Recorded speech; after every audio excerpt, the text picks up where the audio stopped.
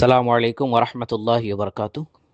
ابھی کچھ دن پہلے ہمارے یوٹیوب چینل پر بھی اور واٹس ایپ پر بھی ایک سوال کا جواب ہم نے اپلوڈ کیا تھا کہ کیکڑے کے تعلق سے کہ کیکڑا کھانا کیسا ہے۔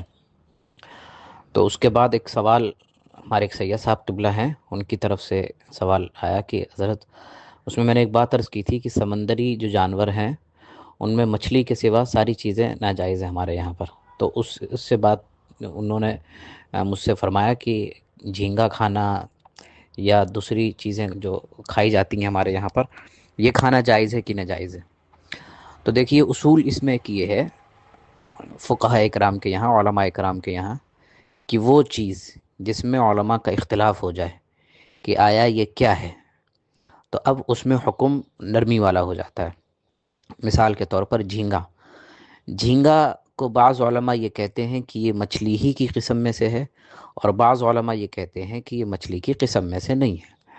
اب ظاہر ہے کہ اب اس کو مچھلی مانا جائے یا نہ مانا جائے، اس کے بارے میں ہی علماء اکرام کے درمیان مختلف جو ہے اور الگ الگ ان کے درمیان آراء آ گئیں اور دلیلیں ان کے پاس اپنی اپنی موجود ہیں۔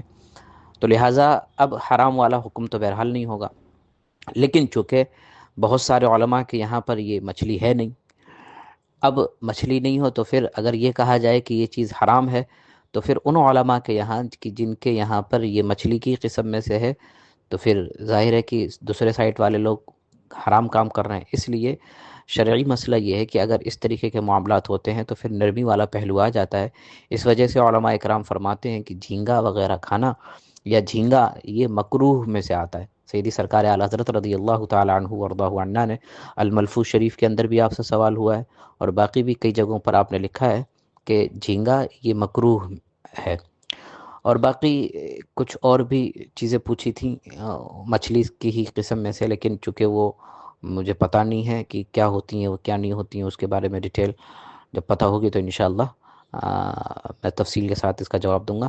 السلام علیکم ورحمۃ اللہ وبرکاتہ۔